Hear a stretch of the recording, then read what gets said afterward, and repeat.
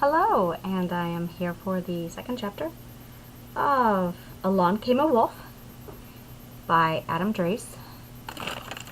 Okay, my Kindle is loading.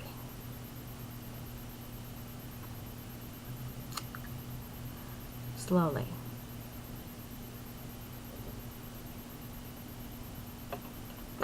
Okay. Of wolves and pigs.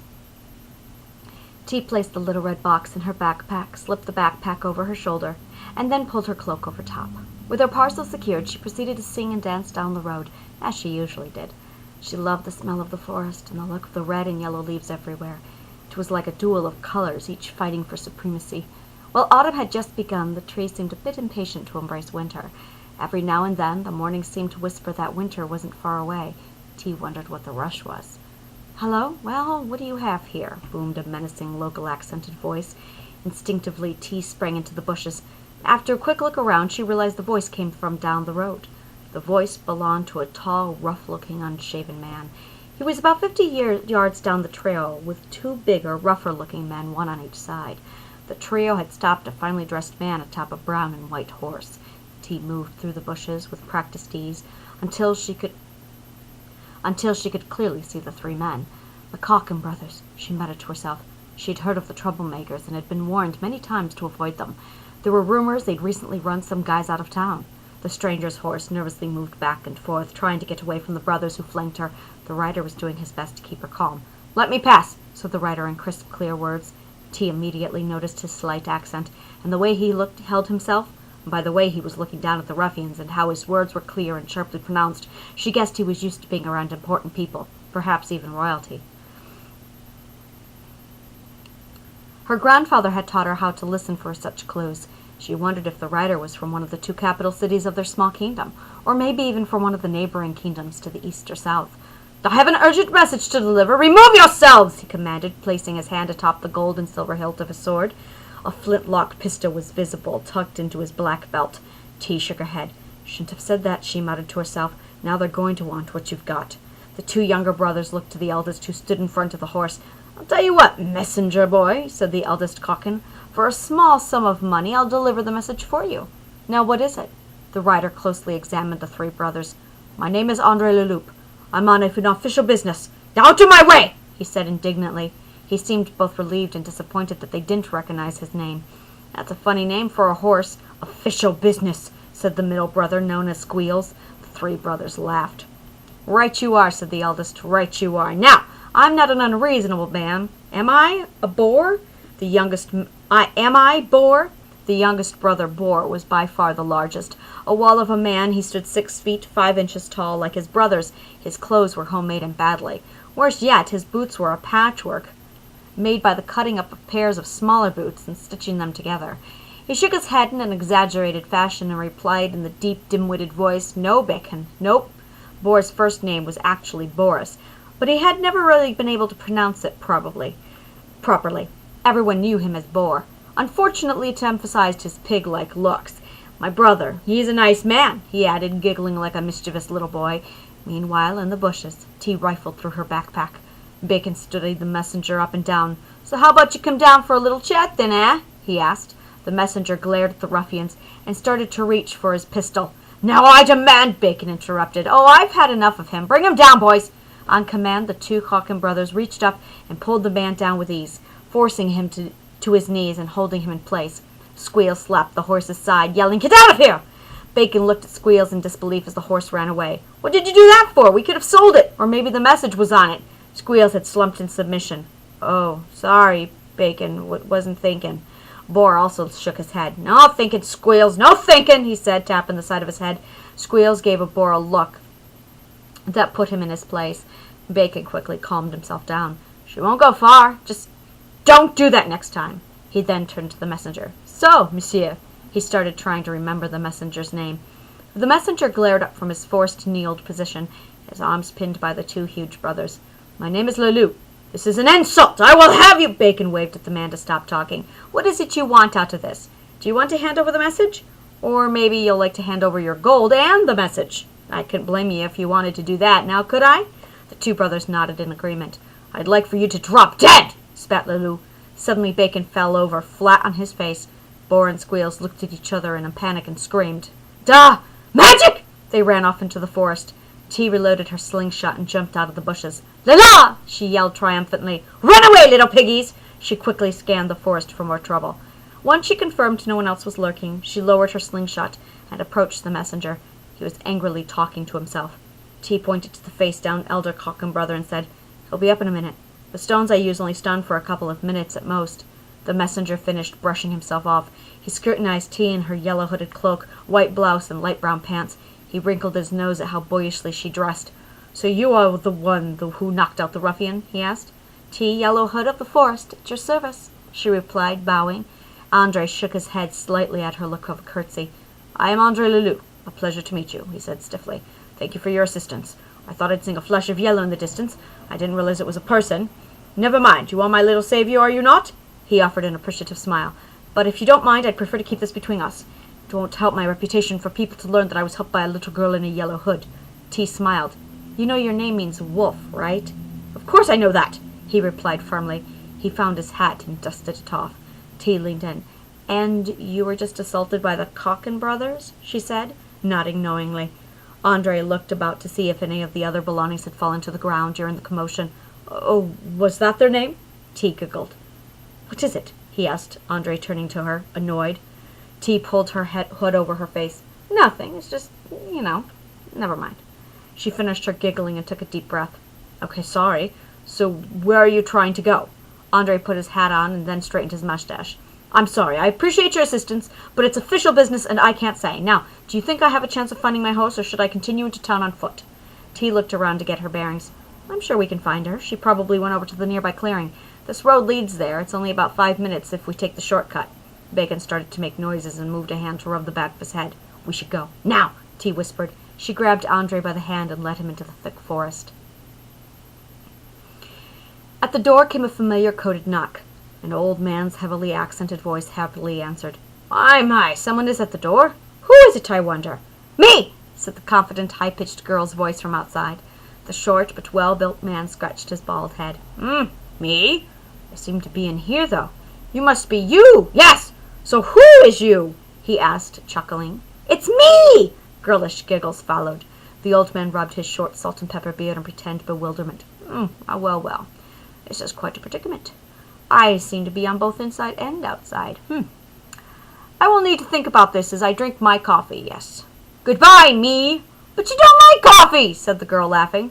I don't, he replied. He opened the brown oak door. You don't! You love tea! A yellow blur flung into his arms. It's so good to see you, Grandpapa. The old man quickly scanned outside. Satisfied, he closed the door. He put his granddaughter down and offered to take her hooded cloak, but stopped when he noticed she looked sad. What is it, my angel? He asked. She stuck her fingers through the hole in her yellow cloak, looking disappointed. I got another one yesterday. Well, some say that there isn't a thing Nikolas Klaus can't fix. Now, what he cannot fix, he can reinvent. I'm sure I can fix it for you, Nikolas squeezed T's cheeks. Now, you'll have to tell me how this happened, because I'm sure it is an exciting story. Yes, it is. We built a... Wait, did you make cookies? Nikolas feigned surprise. Oh, I forgot! I need to get my cookies out of the oven. Cookies! Yelled T. She bounded up the 6 stairs of the split-level home and straight into the kitchen. Chocolate chip? I don't remember. I think that they are. And he lingered. What are they? I think they are... A surprise! He poked his nose lovingly. Even though he'd been home alone, Nikolas was dressed in pants and a tailor-made shirt and vest. Over top he wore a cooking apron. He looked like a nobleman trying very hard to dress down. The house had exposed wooden beams and a polished wooden floor. It was unlike any house in the area, if not the entire kingdom. Well-packed bookshelves lined almost every wall. There were also mountains of books piled on the floor. There were few places in the kingdom outside of royal libraries that had as many books. Where there weren't books, there were work tables used for drawing, set up at varying angles. Each table held ideas and inventions in differing stages of completion. T sat on her favorite chair. Though Nikolas had made many of the things in his house, he'd asked a friend to make the chair. The chair was made from a rare live tree and had grown as T had grown. Every time she visited, her grandfather would take it out its soil box on the deck, brush it off, and bring it in. Grandpapa, tell me again why your wooden floors are shiny like glass, she asked, looking with amazement at her reflection as she'd done for years. Nikolas smiled and took the cookies out of the wood oven. Now, I find it hard to believe that you came all the way over here to ask me about my floors. I've told you the story so many times. I'm sure that you can explain it even better than I now, yes? T thought about how many times she'd been over to his house, the sleepovers, the silly games, and the times they'd stayed up all night inventing things. I suppose. T's gaze slowly moved upward, and she took a moment to appreciate the incredible detail in the kitchen's wood crown molding. There are new parts, remarked T, pointing. No, said Nikolas, looking at the wood trim lining the top part of the kitchen walls. What? No, nothing new, he said, baiting her. It's been like that for years. Yes, there is. T stood up on her chair. Right there. 3 new symbols. They're almost out of the room. I think you'll need a new board in a month or 2. Nikolas shook his head in amazement. She didn't miss much. You're right, on both counts, he said, but before you ask, no. No what? Asked T, this time baiting him. He looked her straight in the eyes. No, I will not tell you what it is about. T had asked for years, and each time he had politely refused. He'd said it in a different way, but it was always the same result. She felt it wasn't so much that he was keeping a secret as protecting her from its consequences. She knew that one day he would tell her when they were both ready. She continued looking around the kitchen while waiting for the cookies to cool. Her eyes fell upon the pitcher hanging above the doorway. I wish I could have known her, T said, sadness in her voice. Nikolas turned around, holding the plate of cookies.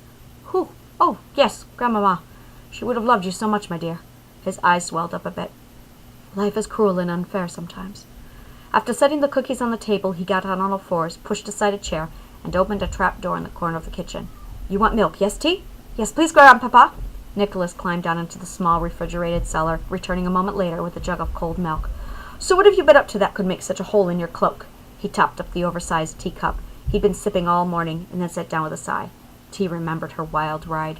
Ah, yes, well, yesterday Ellie and I finished making the sail cart, like you and I talked about. Nikolas's eyes lit up. Really? A sail cart? You and your friend Ellie made one? I didn't even get to show you any plans for making one yet. I only told you about the idea. He laughed with pride. I know, but you explained it well enough, and Ellie's good with a hammer and saw. Nikolas's face wrinkled with fatherly concern. Isn't Ellie a bit young to use a hammer? T looked at him, disapprovingly for having brought up age. She's 12, like me, and only 2 inches shorter. That's plenty old enough for tools. You were younger than that when you started inventing things anyway. Said Nikolas, recognizing he'd better not say anything more. His protective nature was sometimes at odds with perhaps overly truthful stories he'd shared of his own past. Oh, that reminds me! T sprang up, bolted to the front door, went into her backpack, and returned with a red box. This is why I came. My dad asked me to bring you something. It arrived yesterday, and he thought you'd need it today, even though you're coming for dinner tonight. I didn't peek inside. T placed the red box on the table. Nikolas looked at the box and sighed heavily. He smiled at T. This I can look at later, he said, putting it in a kitchen drawer. Patting her lovingly on the head, he continued. So tell me, what happened with your cloak in the sail cart? T wiped her mouth on a sleeve. Her grandfather gave a disapproving look and tossed her a cloth napkin. Finished with it, she told him about how she and Ellie had spent several days making the sail cart. T continued. Then we were going to take it up to the treehouse, the secret one high up in the mountain. Isn't that a bit dangerous? Nikolas accidentally replied. T looked at him suspiciously. How do you know about it? A couple of seconds passed, and then her grandfather tapped his right temple and smiled. You forgot that some people considered me a genius. I knew it had to be a secret because you hadn't told me about it before. You tell me everything. T was unsure he was telling the whole truth, but decided to continue anyway. We were right about Ellie's house, which, if you remember, is up the mountain from my house, and down the road from here. Nikolas smiled. He knew very well where T's best friend lived. He'd known it since the time T had led him down the road, reaching way up to hold his hand, because she wanted to make sure he knew where Ellie lived. She'd walked the whole way, which had been taking some time with her little legs. When they'd arrived, she'd formally introduced him to her best friend Ellie. The memory always made him smile. I got in the sail cart to show Ellie that everything worked, and then... Nikolas interrupted. A big gust of wind? Where did you go? He collected the dishes and started washing them in the sink. T smiled awkwardly. It kind of pushed me off the road, down the side of the mountain, toward home. All of a sudden, the seemingly innocent fun story that had taken a serious turn. That's when you used the brake, yes? He asked with concern. Well, said T sheepishly, we kind of hadn't built that part yet. That was most definitely going to be next. After a big sigh and a reminding himself his granddaughter was clearly okay, he chuckled and shook his head. He thought to himself that the next time he'd speak to T about an invention, he should discuss safety features first. What happened then? Asked Nikolas. T took up a sip of milk before responding. So then I kind of went down the mountainside screaming. At first I was wondering what I was going to do. I was scared of hitting a tree, but then I realized the steering worked really well. It was so much fun. Nikolas enjoyed her stories. He imagined Tea and her makeshift sail cart going down the mountainside heading for home. Placing the last dish in the wooden rack to dry, he turned to face Tea and leaned on the counter with a raised left eyebrow. He said, "But the cliff. You stopped before the cliff, yes?" Tea looked at her feet. She knew he wouldn't like this part. "Dad saved me with that crossbow bowl with the rope attached. It went through my cloak and into a tree. I was kind of stuck there for a bit." Nikolas's eyes narrowed disapprovingly. "Where exactly?" Tea's head shrank into her body. "In the tree?" "The same tree?" he asked in disbelief. "Yeah." Tea slowly looked up at her grandfather. Nikolas sat down. "Always the same tree. The one that is leaning off the cliff," he said, gesturing with both hands. Tea smiled uncomfortably. "Kind of.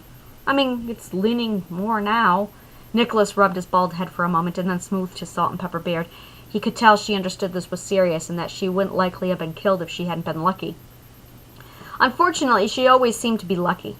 I think we need to do something for that tree. We can't have it go falling off the cliff, can we? What would save you next time?" Tea quietly sighed in relief. "You're right. So, anyway, that's how I made the hole in my cloak." Tea felt lighter for having gotten the story off her chest. Nikolas messed with her hair lovingly and said, "Well, I wouldn't worry about that yellow-hooded cloak of yours. Suddenly, there came an unexpected, heavy-handed knocking at the door. The three Conkin brothers walked out of the tavern, wiping the remains of lunch on their sleeves. They hadn't talked much about the morning's events. Each was embarrassed and angry. They stopped to watch the townspeople milling about. Some people were walking, some were pulling hand carts, and some were on horses. It was like any other day. Nothing was out of the ordinary, and nothing interesting was happening, and this bothered Bacon. Watching a pair of town guards walk by on patrol, Bacon pondered aloud. Why would a messenger show up here? Veneer would make sense. It's a bigger town. It's easier to get to, being at the bottom of the mountain. Why come here to Manet? There's a fraction of Manu's side. Maybe he got lost, suggested Squeals in his high-pitched, scratchy, nervous voice. Bacon shook his head.